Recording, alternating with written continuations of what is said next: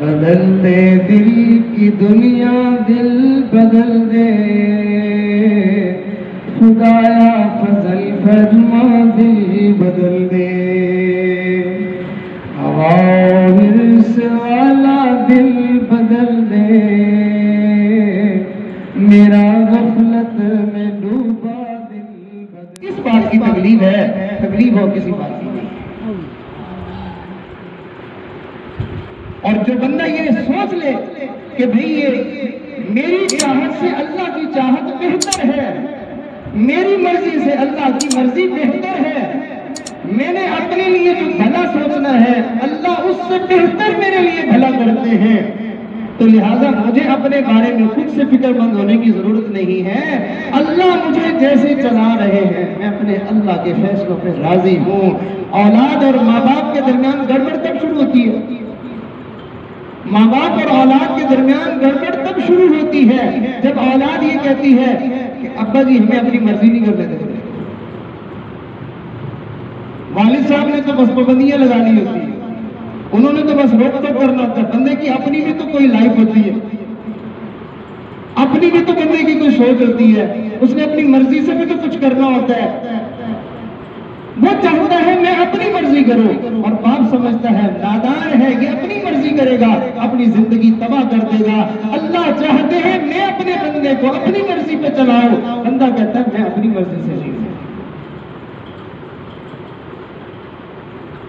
تو بندہ اپنی مرضیاں پوری کروانا چاہتا ہے۔ چنانچہ آپ غور کر کے دیکھ لیں، جتنے لوگ عبادت میں لگے ہوئے، جتنے لوگ جو ہے وہ اللہ تعالیٰ کی مناجات میں لگے ہوئے، آپ کبھی کان لگا کے ان کی دعا سنیں وہ کیا مانگ رہے ہیں؟ یا اللہ مجھے یہ کر دے، یا اللہ مجھے ایسے کر دے، یا اللہ میرا فلاں کام یوں کر دے، یعنی ہر بات میری مرضی کی ہے۔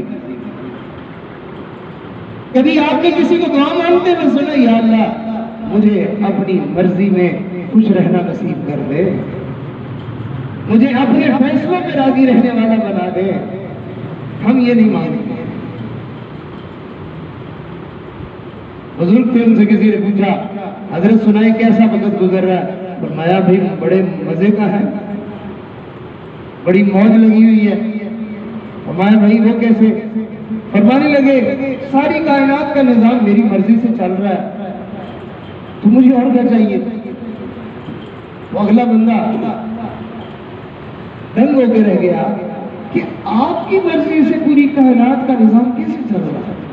فرمایا بھائی میں وہ چاہتا ہوں جو میرا اللہ چاہتا ہے، میں وہ چاہتا ہوں جو میرا اللہ چاہتا ہے، اور کائنات کا ذرہ ذرہ اللہ کی چاہت سے ہی چل رہا ہے، تو گویا کہ میری مرضی اور چاہت سے چل رہا ہے، تو لہٰذا میرے لیے تو جو ہے وہ اس سے بڑی خوشی کی بات اور کوئی نہیں ہے کہ پوری کائنات کا نظام میری مرضی سے چل رہا ہے۔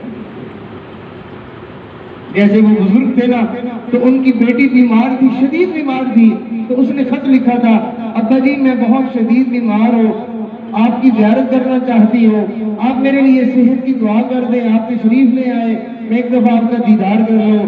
آگے سے انہوں نے جو ہے وہ اس خط کے جواب میں کہا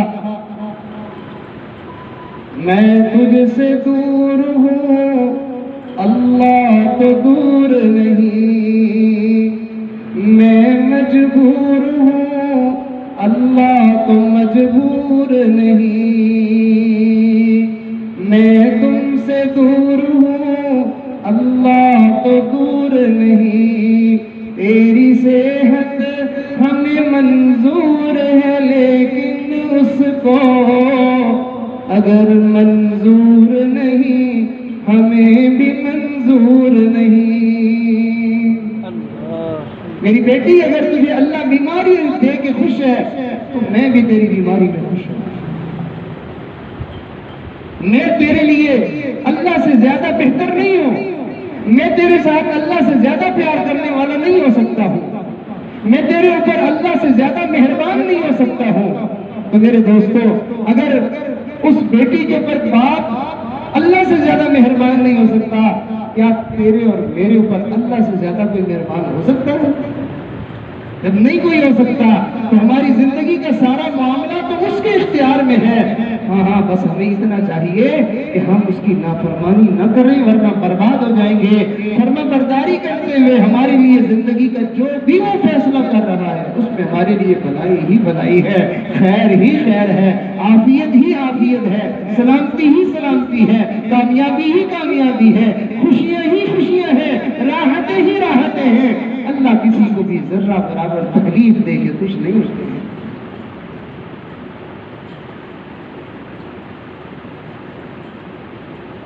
کئی مرتبہ گھروں میں عورتیں اپنی خامد کے مرضی کے اوپر اپنی مرضی ختم کر دیتی ہیں۔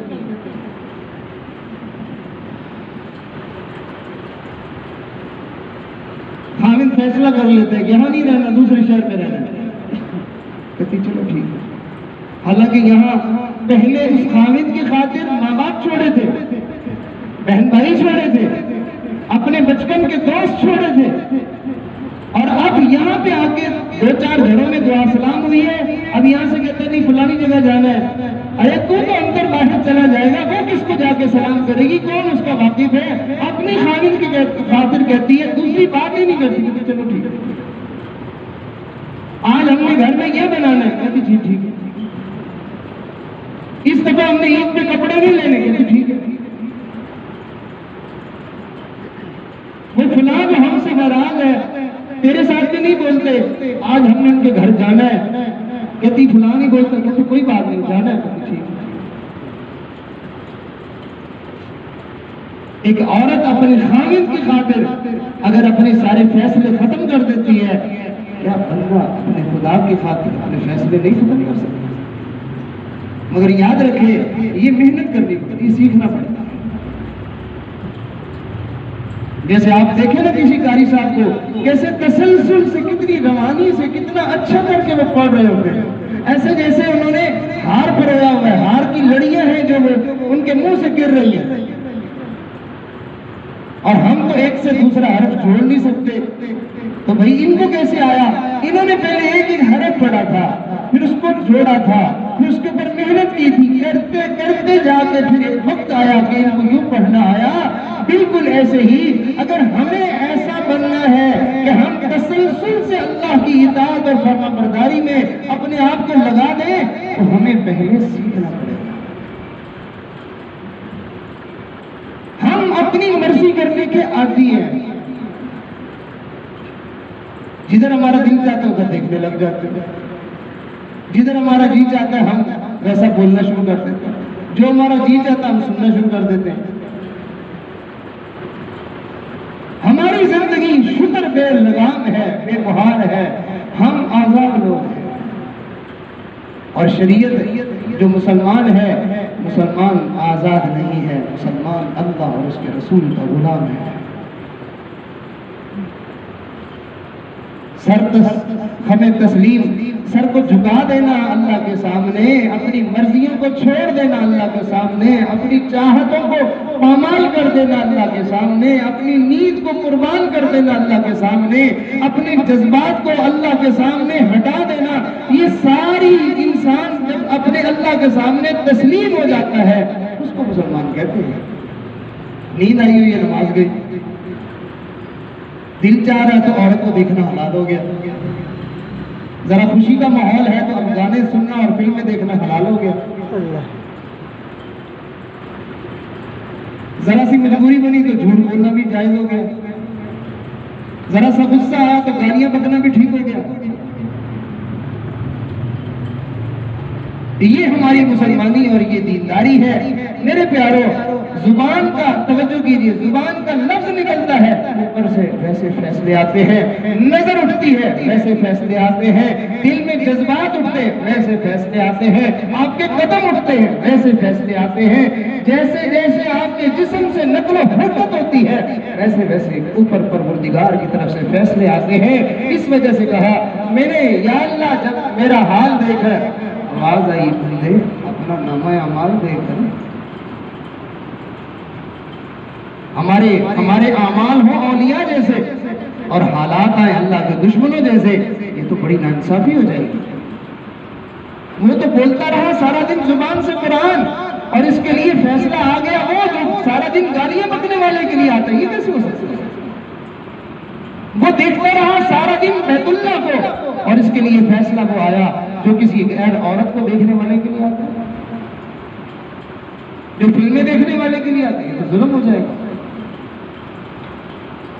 یہ بھاگ بھاگ کے جاتا رہا مسجد کی طرف، اور اس کے لیے زندگی میں احوال وہ آئے جو بے حیائی کے اڈوں کی طرف جانے والوں کے لیے آتے ہیں، تو بڑا ظلم ہو جائے گا۔ ایسا نہیں ہوتا کہ ہم اچھے ہوں اور ہمارے حالات برے ہوں، ہم برے ہیں، ہم برے ہیں، ہماری برائیاں ہمارے حالات کو برا بنا دیتی ہیں۔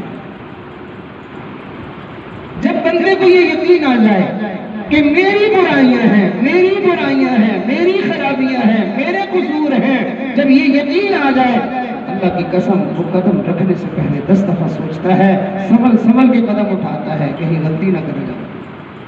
جس بندے کو پتا ہے نا کہ آج کی میں اگر چھٹی کروں گا تو میری چھٹی کی وجہ سے 1000 روپے کٹوتی ہو جائے گی، تنخواہ تو 1000 روپے دن کی بنتی نہیں لیکن کٹوتی 1000 ہو جائے گی، وہ سوچ سمجھ کے چھٹی کریں گے۔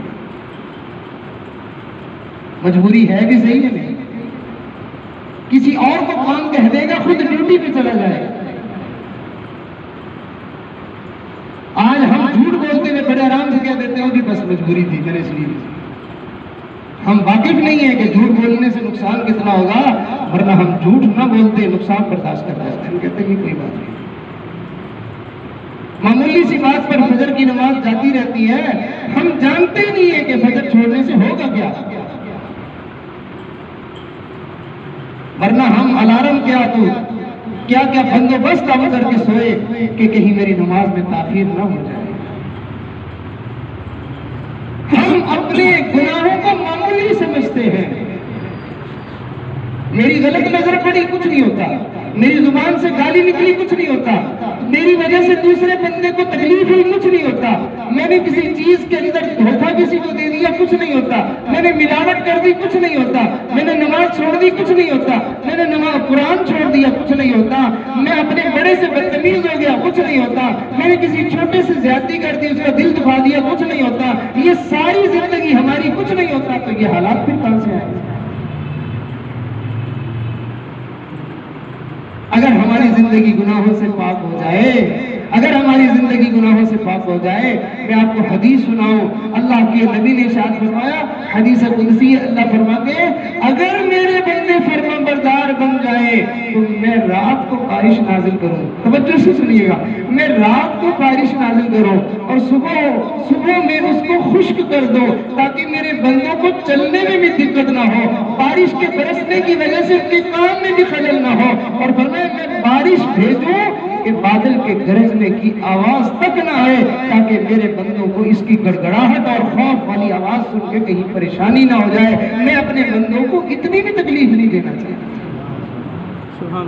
اب بادل آتا ہے تو گڑگڑاتا ہے، کیوں؟ شاید اس کی آواز سن کے یہ میرا بھٹکا ہوا بندہ، میرے در کو چھوڑا ہوا بندہ شاید میری طرف دھیان کر لے۔ جیسے ماں نہیں آواز نکالتی، ماں خود بلی تو نہیں ہوتی لیکن بلی والی آواز نکالتی ہے، بچہ ڈر کے بھاگ کے میرے پاس آ جائے۔ اللہ اپنی مخلوق سے ایسی آوازیں نکلواتے ہیں جس سے بندہ ڈرتا ہے اور پھر رب کی طرف جاتا ہے۔ کہتا ہے کھڑکی کا دروازہ جو ہے وہ پردہ ہلتا ہے، کبھی کہتا ہے خون کا قطرہ آتا ہے، کبھی کہتا ہے میں نے جو ہے ہمارے گھر میں کالی بلی آتی ہے، کبھی کہتا ہے میں ایسا خواب دیکھتا ہوں، کبھی کہتا ہے مجھے فلاں چیز نظر آتی ہے۔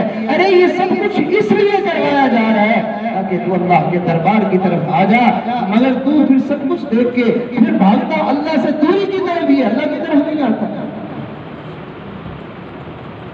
ظهر الفساد في البر والبحر، ظهر الفساد في البر والبحر بما كسبت أيدي الناس ليذيقهم بعض الذي عملوا لعلهم يرجعون۔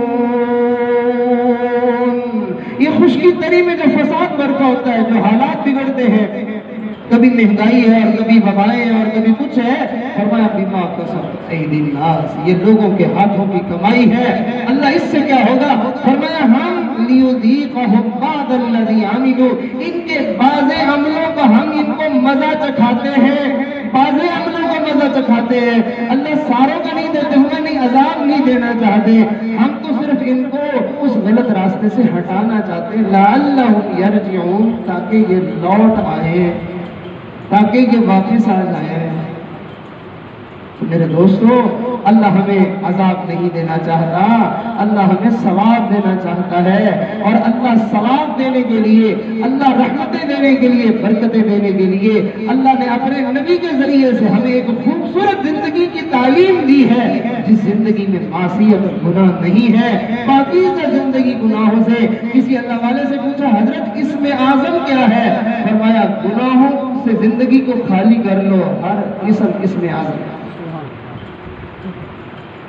ہمارے حضرت کی دعوت برکاتہ فرماتے ہوتے ہیں، بندہ اپنے علم سے، اپنے ارادے سے گناہ کرنا چھوڑ دے، اللہ اس کی دعاؤں کو رد کرنا چھوڑ دے، جو منہ سے نکلتا ہے وہ پورا ہو جاتا ہے۔ تبلیغی جماعت کے ایک بزرگ گزرے ہیں، حضرت بابو جی عبداللہ رحمۃ اللہ علیہ، سندھ کے علاقے کے تھے۔ اللہ تعالیٰ نے ان کو یہ شان دی تھی کہ وہ جو لفظ منہ سے نکالتے تھے بس وہ اسی طرح پورا ہو جاتا۔ مثلاً کوئی آدمی آیا، اس نے آگے کہا کہ حضرت میرے لیے دعا کریں کہ مجھے نبی علیہ السلام کی زیارت نصیب ہو جائے، تو یوں ہاتھ اٹھاتے اور کہتے اے اللہ اپنے اس بندے کو اپنے محبوب کی زیارت نصیب فرما۔ چلو دعا ختم ہو گئی۔ اس کو جاتے ہی پہلی رات میں ہی نبی علیہ السلام کی زیارت ہو جاتی، نہ ہوتی تو دوسری رات میں ہو جاتی، زیادہ سے زیادہ 3 راتیں، اس سے اوپر وقت نہیں جاتا۔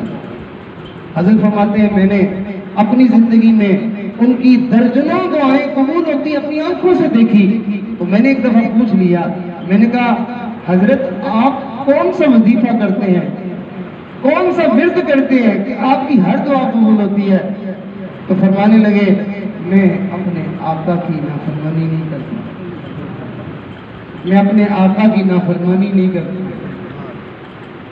تو میرے دوستو، ہماری زندگی میں جتنے بھی حالات ہیں، جو مسائل ہیں، یہ سارے کے سارے ہمارے گناہوں کا نتیجہ ہے، ہم مانیں یا نہ مانیں، اللہ کے قرآن کا فیصلہ ہے۔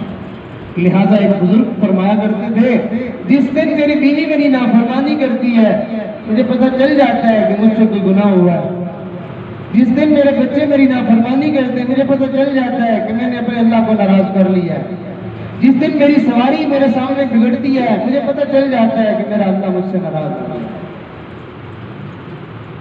تو اگر ہمارے گھر کے حالات بگڑ رہے ہیں، ہمارے کاروبار کے حالات بگڑ رہے ہیں، ہماری صحت کے حالات بگڑ رہے ہیں، تو ہمیں چاہیے کہ ہم اپنے رب کی طرف رجوع کریں۔